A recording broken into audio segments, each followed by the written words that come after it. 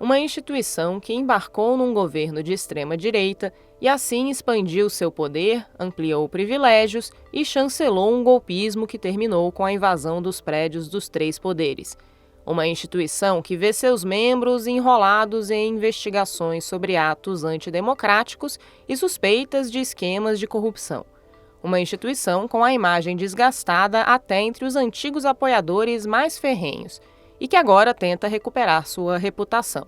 Eu sou a Letícia Arcoverde e esse é o Durma Com Essa, o podcast de notícias do Nexo.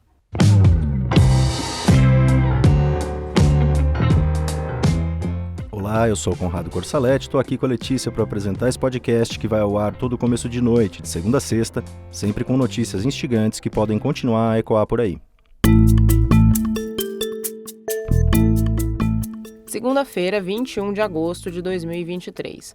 Dia de repercussão de uma ordem interna do Exército assinada pelo comandante Tomás Paiva.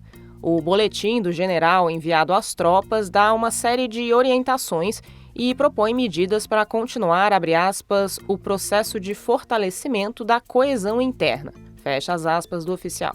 O documento foi distribuído no fim da semana passada, num momento de forte desgaste para as Forças Armadas, pressionadas por investigações no Congresso e na Justiça. Forças Armadas expostas diante de atitudes para lá de suspeitas de militares que atuavam de forma próxima ao ex-presidente Jair Bolsonaro, seja pela complacência com o golpismo, como no caso da invasão dos prédios dos três poderes, seja por suspeitas de desvios de patrimônio público, como no caso das joias. O general Tomás Paiva começa o documento com diretrizes para os anos de 2023 a 2026, fazendo uma análise da situação que levou à publicação da ordem. Ali ele destaca que o Exército é uma instituição de Estado apartidária, que existe um desconhecimento na sociedade das suas ações benéficas para o país e que falta integrar mais o tema da defesa no meio acadêmico e no setor industrial. Depois escreve, abre aspas, os quadros da força devem pautar suas ações pela legalidade e legitimidade, mantendo-se coesos e conscientes das servidões da profissão militar, fecha aspas. O documento depois lista uma série de ações para tentar resgatar esses valores destacados pelo comandante. A primeira ação diz respeito à busca pelo fortalecimento da imagem e da reputação do Exército. O general também fala em melhorar o sistema de saúde da força, os colégios militares, a capacitação e as moradias, além de defender a recomposição salarial e buscar mais recursos orçamentários por meio de emendas parlamentares, por meio de convênios com ministérios, etc.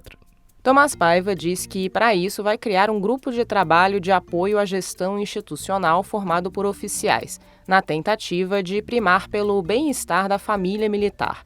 Esse termo, família militar, se refere aos membros das Forças Armadas, mas é estendido também ao núcleo familiar em torno dos integrantes do Exército, da Marinha e da Aeronáutica. O pressuposto é que o trabalho de um militar não é apenas um emprego, mas uma identidade que também é associada à sua família. Filhos de militares muitas vezes estudam em escolas voltadas para esse público, por exemplo, e não é incomum que sigam o caminho dos pais e escolham a carreira militar. As semanas que antecederam a publicação dessa ordem interna do comandante Tomás Paiva foram talvez o ponto mais agudo de desgaste para as Forças Armadas brasileiras nos últimos anos. Uma investigação da Polícia Federal mostrou que a equipe do ex-presidente Bolsonaro, formada em grande parte por militares, desviou presentes valiosos recebidos em viagens oficiais. Esses presentes, incluindo joias, deveriam ter ido para o patrimônio público, mas foram levados aos Estados Unidos e alguns até vendidos. Os indícios são de que o destino do dinheiro era o bolso do Bolsonaro. No centro da apuração sobre as joias está uma família militar proeminente. Filho e neto de militares, o tenente-coronel Mauro Cid, ex-ajudante de ordens de Bolsonaro, aparece em várias mensagens conversando sobre a venda de itens como relógios, joias e esculturas. Segundo a investigação, o pai do Mauro Cid, um general 4 estrelas chamado Mauro Lourena Cid, que hoje está na reserva, participou do esquema. Uma troca de mensagens entre pai e filho cita a entrega de $25 mil para o Bolsonaro. Na semana passada, Cid Filho contratou um advogado novo, César Bittencourt. O Bittencourt disse que o cliente apenas cumpria ordens do Bolsonaro e atribuiu essa obediência à sua formação militar. O advogado chegou a dizer que o Cid Filho iria confessar, depois voltou atrás, disse que a ideia não era dedurar o Bolsonaro, minimizou as tais ordens que o Cid teria recebido. Enfim, estava igual uma biruta de aeroporto. Já no caso do Bolsonaro, ele nega que tenha mandado o assessor vender os itens. Cid Filho está preso preventivamente desde maio no âmbito de uma outra investigação sobre falsificação de comprovantes de vacina. Ele é suspeito de ter fraudado o sistema do Ministério da Saúde para imprimir cartões de vacina da Covid-19 para ele, para a família dele, para Bolsonaro e para a filha do ex-presidente, antes do grupo viajar para os Estados Unidos no fim de 2022. A viagem aconteceu no término do mandato, a dias de Luiz Inácio Lula da Silva assumir como presidente.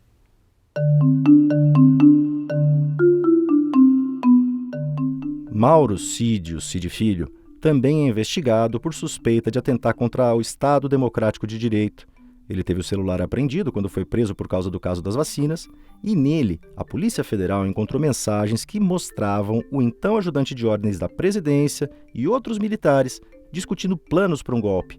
Tinha até uma minuta de golpe no celular. Em julho, o Cid Filho foi na CPI mista de 8 de janeiro, que apura os atos golpistas que levaram à invasão dos três poderes em Brasília. Ele ficou em silêncio. Repetiu só que não ia responder a perguntas feitas pelos deputados e senadores.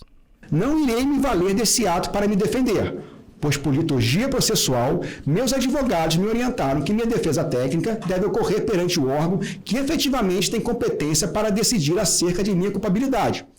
Mesmo em silêncio, Mauro Cid chamou atenção por ter ido fardado para a CPI, por recomendação do próprio Exército.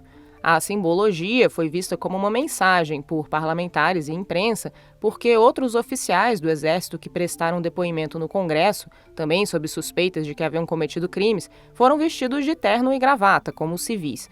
Foi o caso, por exemplo, do coronel Jean Lawande, que aparece defendendo o golpe em mensagens para o Mauro Cid e foi na CPI de 8 de janeiro de terno e gravata. Foi o caso também do ex-ministro da Saúde, Eduardo Pazuello, que foi na CPI da Covid em 2021 para responder sobre os desmandos da pandemia, quando era general da ativa.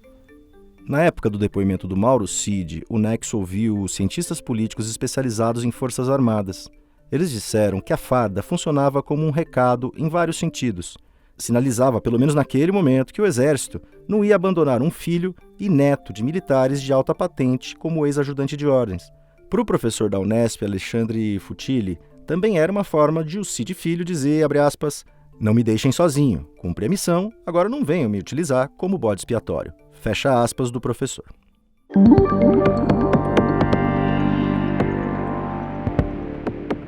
Com um presidente ex-capitão e um vice-general da reserva, o governo Bolsonaro foi um dos mais militares da história recente brasileira.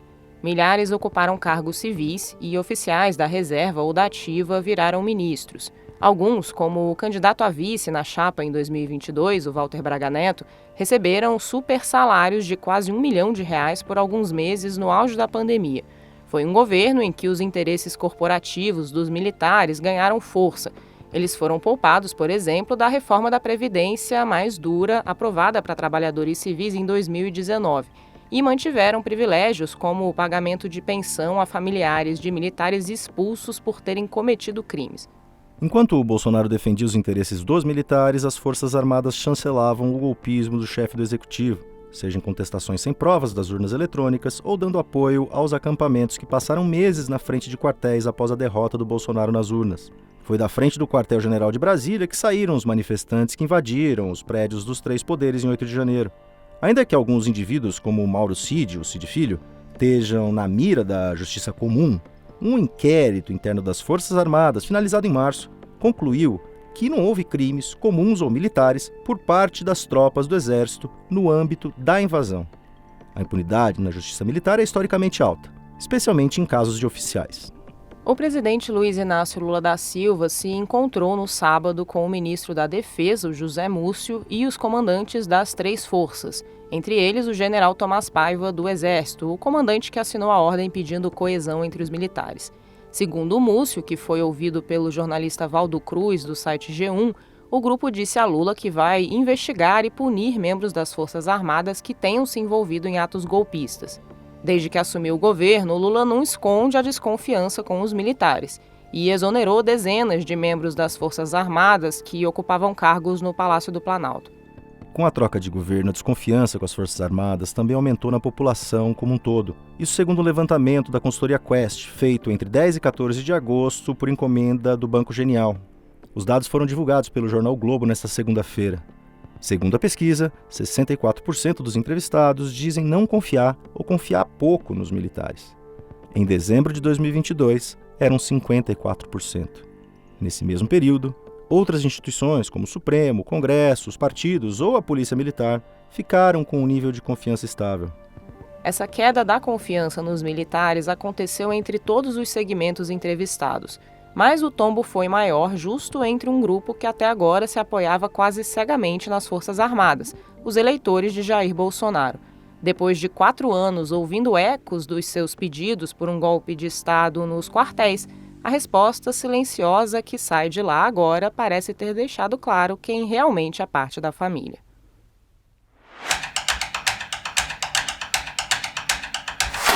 O apresentador Faustão está internado desde o início de agosto para tratar de uma insuficiência cardíaca. No domingo, o hospital onde ele está divulgou que ele foi colocado numa lista única de transplante para receber um novo coração. A Mariana Vick está escrevendo sobre esse processo de doação de órgãos no Brasil. Mariana, por que o Faustão precisa de um transplante? O quadro do Faustão se agravou nos últimos dias e por isso ele precisa de um transplante, segundo o boletim médico. O apresentador está sob cuidados intensivos no Hospital Albert Einstein, em São Paulo, e está usando medicação para auxiliar a atividade do coração. Ele também está fazendo diálise, que é um procedimento usado quando os rins não estão funcionando da forma adequada. A estimativa é que a espera pelo transplante demora até 18 meses. E como funciona esse programa do SUS? Todo mundo que precisa de um transplante no Brasil tem que ser cadastrado na chamada Lista Única de Espera de Transplantes. Essa lista, ou fila de espera, é gerida e organizada pela Central Nacional de Transplantes, que é vinculada ao Ministério da Saúde. Para eleger alguém para o transplante, a lista leva em conta fatores como a ordem de chegada de cada paciente, a gravidade da doença dele, a compatibilidade genética do paciente com o doador, a localização de cada paciente, porque isso influencia o tempo de transporte do órgão, e outros fatores de desempate, como crianças, que sempre têm prioridade. Para entrar na lista, é preciso ser cadastrado por um médico. Essa lista, como diz o nome, é única e válida para pacientes do país inteiro. A cirurgia do transplante e o tratamento podem até ser feitos em hospitais particulares, mas todas as pessoas, seja na rede pública ou na rede particular, estão sujeitas a essa fila que é pública e que submete todo mundo aos mesmos critérios. O texto da Mariana Vick você lê em nexojornal.com.br. Lá você acompanha todo o conteúdo que o Nexo produz diariamente. E para não perder nenhum episódio do Durma Com Essa, inscreva-se na sua plataforma de áudio preferida e no canal do Nexo no YouTube. Do desgaste das Forças Armadas desde o fim do governo Bolsonaro ao programa de transplantes do Sistema Único de Saúde, Durma Com Essa. Com roteiro, produção e apresentação de Letícia Arcoverde, edição de texto e apresentação de Conrado Corsaletti, participação de Mariana Vick e edição de áudio de Pedro Pastoriz, termina aqui mais um Durma Com Essa. Amanhã tem mais, até lá.